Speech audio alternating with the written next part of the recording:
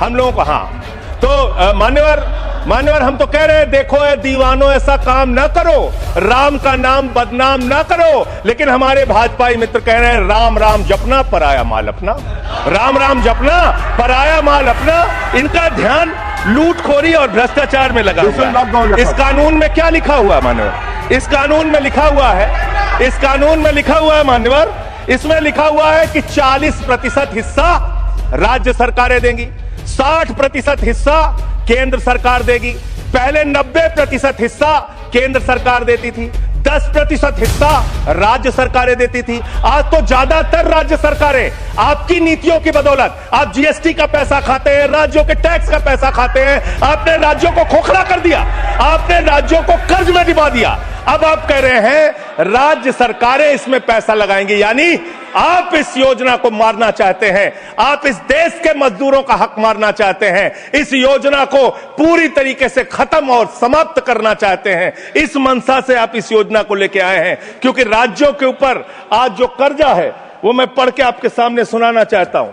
तमिलनाडु 8,34,000 करोड़ रुपए, उत्तर प्रदेश 7,69,000 करोड़ रुपए, महाराष्ट्र 7,22,000 करोड़ रुपए, पश्चिम बंगाल 6,58,000 करोड़ रुपए, कर्नाटक 5,57,000 करोड़ रुपए, राजस्थान 5,62,000 करोड़ रुपए, आंध्र प्रदेश 4,85,000 करोड़ रुपए, गुजरात 4,67,000 करोड़ रुपए, केरल 4,29,000 करोड़ रुपए, मध्य प्रदेश 4,18,000 करोड़ रुपए, तेलंगाना 3,89,000 करोड़ रुपए, बिहार 3,19,000 करोड़ रुपए। ये कर्जे में डूबे हुए राज्यों से, ये कर्जे में डूबे हुए राज्यों से आप ये कह रहे हैं कि 40% पैसा लगाओ, यानी कि सर आप ये हम बोल रहे हैं, कौन बोल रहा है सर? ये क्या हो रहा है? आप मैं आपसे पूछना चाहता हूं, राज्य जो कर्जे में डूबे हुए हैं, जो आप बोल रहे हैं वही रिकॉर्ड में जा रहा है। मान्यवर मैं ये कहना चाहता हूं कि जो राज्य पहले से ही लाखों लाख करोड़ रुपए के कर्जे में डूबे हुए हैं, आप उनसे कह रहे हैं 40% पैसा आपको लगाना होगा। आप इस योजना में कह रहे हैं कि आप एरिया तय करेंगे, एरिया आप निर्धारित करेंगे कहां पे ये आपकी स्कीम लागू होगी या नहीं लागू होगी, इसको आप तय करेंगे। ये कितने 125 दिन की आप बात कर रहे हैं मान्यवर? आंकड़ा उठाकर देख लीजिए, मंत्री जी यहां पर मौजूद हैं। 100 दिन के रोजगार की गारंटी है मनरेगा योजना में, लेकिन औसतन पूरे हिंदुस्तान में 50 दिन से ज्यादा रोजगार आपने नहीं दिया। आपने मजदूरों के साथ धोखा करने का काम किया। और आंकड़े ये बताते हैं कि आपका जो बजट का निर्धारण होता है 12 करोड़ लोगों के लिए 267 रुपए के हिसाब से अगर आप मजदूरी निर्धारित करते हैं तो करीब करीब 3,13,000 करोड़ रुपए बनती है। आप उसके लिए 86,000 करोड़ रुपए का बजट रख रहे हैं, यानी कि मंशा आपकी शुरू से स्वयं यही है कि आप इस योजना के तहत लोगों को काम नहीं देना चाहते हैं, मजदूरी नहीं देना चाहते हैं। लेकिन मजदूरों के हक में, मजदूरों की आवाज उठाने वाले लोग देश भर में संगठित हो रहे हैं। ये आप दूसरा अपराध करने जा रहे हैं। मैं आपको कहना चाहता हूं, आपके माध्यम से इस सरकार को चेतावनी देना चाहता हूं। कौन सी हक की लड़ाई लड़ रहे हैं महराज मलिक, जो हमारा विधायक है जम्मू कश्मीर का? वो जमीन के हक की लड़ाई लड़ रहा था, मजदूर के हक की लड़ाई लड़ रहा था। आपने उसको पीएसए का कानून लगा के जेल में डाल दिया। कौन से हक की लड़ाई लड़ रहे थे सोनम वांगचुक? मजदूर के हक की लड़ाई लड़ रहे थे, किसान के हक की लड़ाई लड़ रहे थे, आम आदमी के हक की लड़ाई लड़ रहे थे, लद्दाख के लोगों के हक की लड़ाई लड़ रहे थे।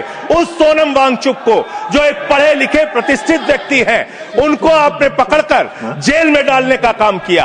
आप पूरे देश में जबरदस्ती मामला है जी, तो ये रिकॉर्ड में नहीं जाएगा। क्यों नहीं जाएगा सर? क्यों नहीं जाएगा सर? मजदूर के लिए लड़ने वाले क्यों नहीं जाएगा? मैटर जो है क्यों नहीं जाएंगे? वो रिकॉर्ड में नहीं जाएगा। आगे बोले सर, आगे बोले सर। मैं इस अवसर पर पंडित राम नरेश त्रिपाठी, जो हमारे सुल्तानपुर के हैं, उनकी एक कविता पढ़ना चाहूंगा। ना मंदिर में, ना मस्जिद में, ना गिरजे के आसपास में, ना पर्वत पर, ना नदियों में, ना घर बैठे, ना प्रयास में, ना कुंजों में, ना उपवन में, शांति भवन या सुख निवास में, ना गाने में, ना बाने में, ना आशा में, ना ही हास में, ना छंदों में, ना प्रबंध में, ना अलंकार, ना अनुप्रास में, खोज ले कोई राम मिलेगा दीन जनों की भूख प्यास में। खोज ले कोई राम मिलेगा दीन जनों की भूख प्यास में। आप दीन जनों को भूखा रख के, उनकी मजदूरी छीन के, उनके हाथ का काम छीन के, उनका रोजगार छीन के, आप चाहते हैं उनके पेट पे लात मार के, आप चाहते हैं कि आप सिर्फ इस योजना का नाम बदल देंगे, इस योजना का नाम बदल देंगे तो पूरे देश में आपका महिमा मंडन हो जाएगा। अब आपका ये नकली काम इस देश के अंदर चलने वाला नहीं है। पूरा देश आपकी सच्चाई जान चुका है। मान्यवर, पिछले दिनों मैंने पदयात्रा शुरू की थी अयोध्या से लेकर सरयू से संगम तक। अयोध्या में किसान आए हमारे पास, बहुत सारे किसानों ने आकर कहा किस तरीके से अयोध्या के अंदर किसानों की जमीनों का कब्जा किया जा रहा है प्रशासन के द्वारा, भारतीय जनता पार्टी की सरकार के द्वारा। वहां पर किसानों के ऊपर लाठियां चला के, गोलियां चला के, बुलडोज करके उनकी जमीनें औने पौने दामों में ली जा रही है। मान्यवर, औने पौने दामों में उनकी जमीनें ली जा रही हैं। और वो जमीनें मान्यवर वो जमीनें जो ली जा रही हैं किसानों से, वो जमीनें बड़े बड़े बिल्डर को बेची जा रही हैं, बड़े बड़े बिल्डर को बेची जा रही हैं।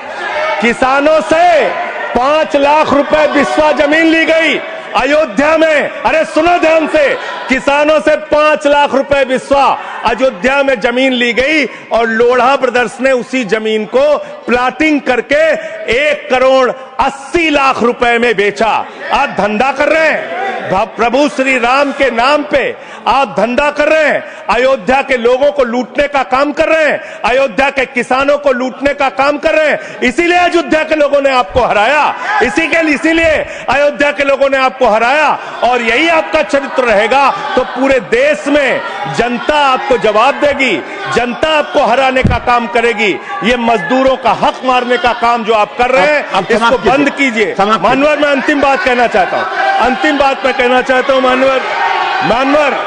मानवर बोले, जब ये मनरेगा योजना लाई गई, तो इस बिल को अस्थायी समिति में भेजा गया था। आज जब आप नई योजना लेकर आ रहे हैं, इसको अस्थायी समिति में आपने क्यों नहीं भेजा? क्या आप छिपाना चाहते हैं? क्या आपकी मंशा है? ये आप बताइए। और अंत में इन्हीं लाइनों के साथ कि हम मेहनत कश इस दुनिया से जब अपना हिस्सा मांगेंगे, एक बाग नहीं, एक खेत नहीं, हम सारी दुनिया मांगेंगे, इस देश का मजदूर आपके खिलाफ खड़ा होगा, अपनी आवाज को बुलंद करेगा। इंकलाब जिंदाबाद, वंदे मातरम, जय श्री राम, जय श्री राम, कोई श्री राम का नाम नहीं लिया।